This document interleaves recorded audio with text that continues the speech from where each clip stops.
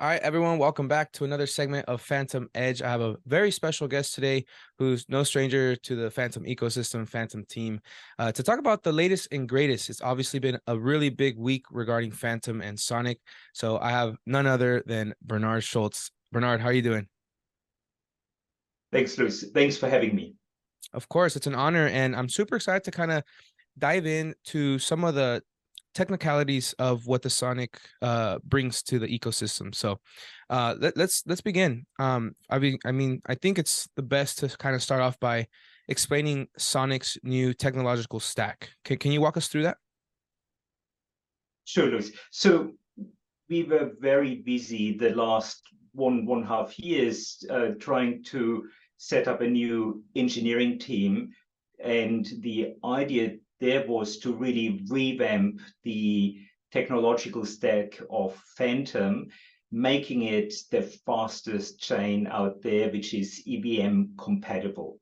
And this was quite an engineering challenge. So we had to really go very deep into the mechanics of Phantom's technological stack. And it started really with measuring what is going on. So we applied a technique which we call performance engineering. And the idea here is really that we measure each component individually, and we build test beds. We basically put probes into these components, understand how they're performing. We do a very thorough analysis, and then we rewrite these components. And one of these big challenges we had was that one of the components of the Phantom stack is called block processing. And block processing is really about executing transactions. So it's really is about moving one world state, which contains balances, nonces, and codes of accounts forward to the next world state by transaction.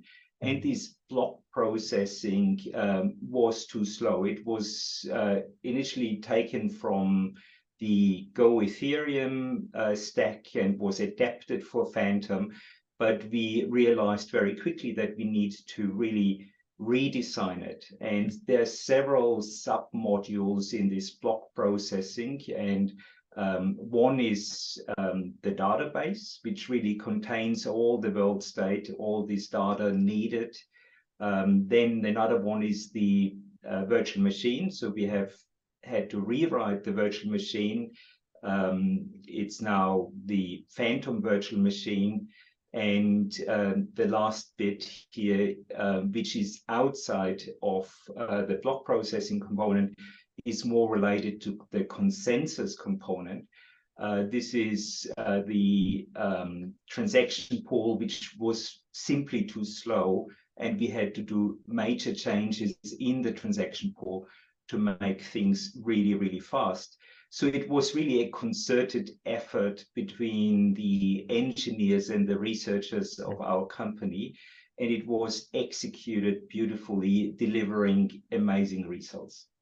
Yeah, and that said, just congratulations again to the whole team, right?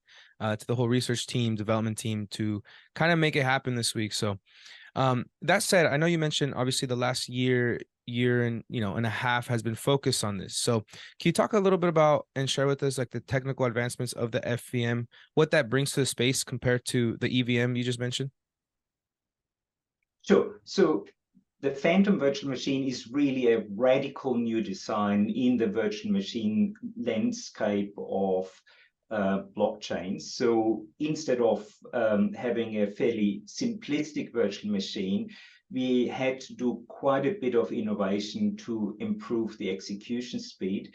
We have been experimenting with different techniques, and the solution we chose was really a solution which sort of required the implementation of a new virtual machine with a different encoding. So our system is EVM compatible, but if you look under the hood, a different virtual machine with a different instruction set does the operation. And how it's done is really that we use dynamic translation. So it's sort of a technique which then translates the EVM compatible bytecode. So smart contracts normally are translated to EVM EVM bytecode. This is how it works in an EVM compatible blockchain. And this EVM bytecode is translated in the client, in the system which runs the blockchain on the fly to this new virtual machine, to this phantom virtual machine. And this new encoding is very amenable to fast execution. So this new encoding helped us to really improve the execution of smart contracts, and it has several innovations, beside the encoding, which allows super instructions. We have innovations related to cryptographic hashes. So a lot of these data blocks need signatures in smart contracts, and these signature calculations are quite intensive. And what we observed is that there is a repetition of these calculations, and instead of recalculating the same result, we cache these results of cryptographic operations. And with this caching, we really get a significant speed up. Another thing is related to something called jump test analysis. So this is an analysis which the EVM executes to find out whether jump instructions find legit jump destinations. It's sort of a security feature of the EVM. Unfortunately, it takes time to analyze, and the idea of the phantom virtual machine is to cache these results in a very clever way in form of the encoding. And with that, we save quite a bit of runtime. Said this, one of the features which is enabled, but will be hopefully used from next year onward, are super instructions. So bundles of instructions can be amalgamated to a new super instruction. And with that, we can further boost the phantom virtual machine. At the moment, it's not enabled for the first release, but next year, we will ramp up the performance even further. Absolutely. Another sector that has had a significant update as well has been the storage database. Can you explain like the working of Carmen and break it down for us? So this was really one of the core and key components related to the execution of smart contracts. Early findings in our performance analysis showed that storage is key for performance. So we need super fast database to store the world state, to store basically the balances of accounts, to store the persistent storage of smart contracts. And we needed really very innovative solutions to really bring up that speed. It has been a very long quest. So we have been implementing 5 different versions of this database. The one we are currently showcasing in Sonic is the schema number 3. So it's really a journey for us, finding the best possible database implementation and the best possible designs. This schema 3 is really of interest because it has a fundamental new approach for storing the world state. So it's an approach which allows us to go away from a more tree or trie-based data structure, and it has quite a bit of innovation how to get 2 fundamental operations working. So the first operation we need is getting a signature for a world state, getting a signature what is the balances of all accounts in a given block or state related to a block. And that is very important for the security. The other operation, which is sort of quite unique in this blockchain world, is I would call it data versioning, or that's more the database jargon. Here, what it means is that we have like a time machine where we can go back in time and query a certain state in the past for a given block number. And this data versioning or this time machine has also very specific requirements when it comes to the design and implementation. The solution we came up with is really the solution of specializing the database. So we have at the end two different databases. One which is used by the validators and just keeps the current world state, whereas another database keeps the historical data. So we perform here really a paradigm of performance engineering where we start specializing these kind of databases. So one we call the LifeDB. This is the one which is used by the validator. And the other one, which keeps the historical state, we call ArchiveDB. And they have very different access patterns and usages, so that with the specialization, we can really cope with what is going on, and we can really deliver superior performance than to traditional approaches where there's only a single data structure, a single format serving validators and archive nodes. Absolutely. So obviously so far we've talked about obviously Sonic's new tech stack, kind of what the FTM brings compared to the EVM. You just explained to us, Carmen, schema 3, as you mentioned, right? Now, can you explain to us a little bit and outline the improvements of Lachesis, the consensus mechanism? So we did not really change the consensus machinery per se, but there is a lot of sort of modules under it. So there are modules related to talking between nodes. So we call this a peer-to-peer network. Other modules are related to pooling transactions. So it's called the transaction pool. And you can imagine this is similar like people queuing for a bus. In that case, the people are the transactions and the bus is the block which should take these transactions. And the transaction pool, how we used it in the previous Go Opera client, was suboptimal. It served very well the purpose for the previous client for Go Opera, but for Go Sonic, we need now an optimized transaction pool. This is really related to this very high transaction throughput. We have now transaction throughput in around 2000 transactions per second. And with that, we really have much different demands and requirements when it comes to the Lachesis consensus protocol. So this is really just the start. There will be many more changes in the consensus, in the transaction pool, and in the peer-to-peer network.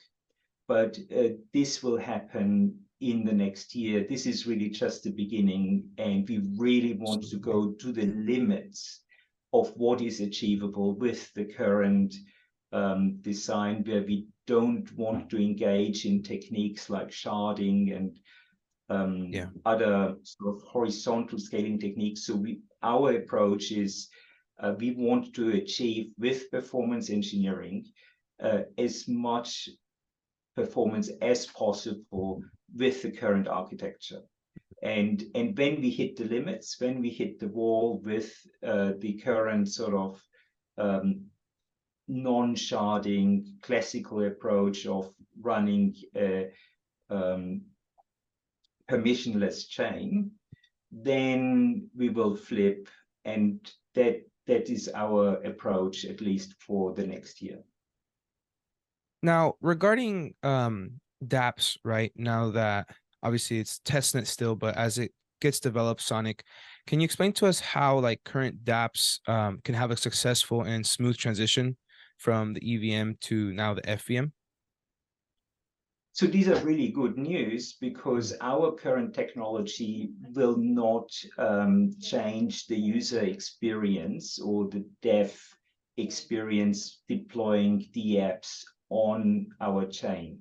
So whatever worked before should work in future. These are currently test nets, so we want to appreciate, we appreciate if the apps developers deploy their apps and test the speed and enjoy the transaction throughput. But the idea here again is after we have completed the test phase of the testnet, that we will have a fully compatible blockchain with GoSonic. So whatever worked in Go Opera should work in GoSonic in future. Yeah, it's super easy, right? I think dApps would likes the sound of that. Now, obviously, a big point of attraction, if you will, with Sonic is obviously transaction throughput and finality, right? How does Sonic improve transaction throughput and time to finality? And also, can you share with us some benchmark metrics you have gathered and the current available demos that you guys kind of performed? Well, we really wanted to break tradition in the blockchain world by not just boasting about numbers which are not real. So we didn't want to say our blockchain can do 300,000 transactions or whatever numbers people throw around. We wanted to make these numbers tangible. We wanted to ensure that the community can really feel and see these numbers. So with said this, what we did was really we set up two test nets, and for a very good reason. So one, we call it a closed test net. And the idea of the closed test net is to drive the network, which is sort of mimics the workload, the validators from the mainnet. And we have a blog. You can find more information there, how it's done. I think we don't have the time to go much into detail. But this closed testnet, the purpose of this closed testnet is to find out what is the maximum performance. And this is quite a unique approach, finding out maximum performance. This is done via a transaction feeder, and the transaction feeder feeds into the network as many transactions as possible, but it has a feedback loop. So the feedback loop senses how many transactions have been processed, and it stalls a little bit or throttles down the transaction feeder if it notices the network that it can't process as much as the feeder really feeds into it. So there is a feedback loop, and with that feedback loop, we can really test out what is the maximum performance, and in a very stable way. So you can really watch this on the dashboard. So we have a dashboard. Please have a look. We can provide the links to this. We can add this to the podcast later. And with these links, you can really see how the transaction feeder, which consists basically of a set of smart contracts which are fired off continuously into this test network. And you can see then it's a very stable transaction per second, time to finality. And the other metric, which is important, maybe not for the end user of blockchains, but for the people who are running validators, archive nodes, the other very important metric is the disk consumption. And when you look up the closed testnet, you will see that we can consistently achieve above 2,000 transactions per second. We have a time to finality. So this is really the time from injecting a transaction to the time when it settles on the block. This time is around 1 second, and the disk consumption, depending on the database. I was mentioning before, there is a historical database, and there is we call it archive-DB, and there's a live-DB, which contains only the current state.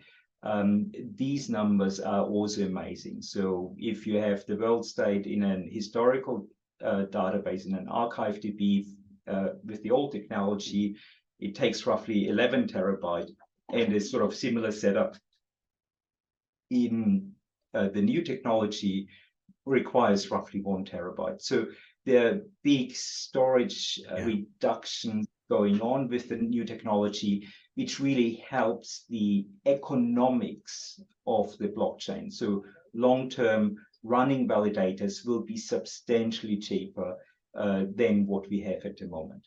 So this is the closed test network, and we have also an open test network. And the open test network is really to interact with the new technology, so people can really deploy in the very standard fashion their smart contracts. We have an underlying transaction feeder sort of showing activity. So this is around 100, 130 transactions per second of continuous workload, showing that, you know, even with a continuous workload, there is sustained performance.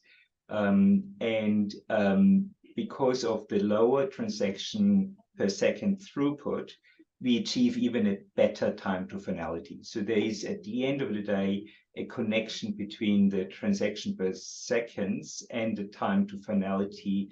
And you see it in the open test network, that the open test network has a much lower time to finality. So this is much better. But the reason here is really that it has a lower transaction per second throughput. We don't have as many transactions there as in the closed network.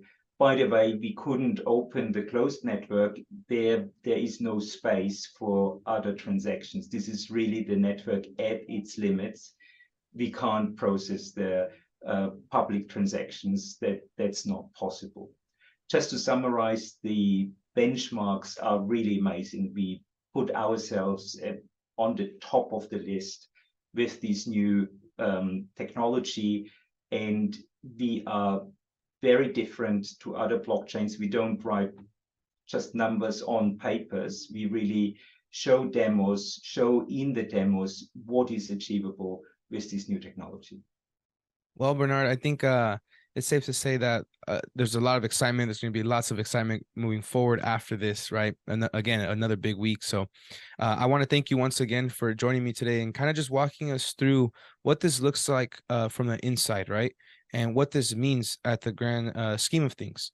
So thank you so much, Bernhard, for sharing that time. And on behalf of everyone here too, you know, grateful for the research and development team. Like you said, you have a whole team out there doing all this hard work. So thank you so much, Bernhard. Yeah. Thanks so much. I wanted just to mention, this is really a team effort. It was not me. It was the whole team of engineers and researchers, which really, and the support of the management, which really made this happen. It was not my individual effort. It was an amazing team effort, and the whole team worked like clockwork. So it was an amazing experience for me and everyone involved. And you can really feel the excitement and the energy in the company now, seeing this new technology really coming to fruition at the end. Absolutely. There's so much fuel from this. Like you mentioned, the company's fired up, community's fired up. So I look forward to speaking to you in the future, Bernhard, to see any more advancements specifically around metrics, anything that you guys are observing and things like that. So once again, thank you so much, and we'll talk soon, Bernhard. Thanks so much, Luis. Bye-bye. Bye-bye.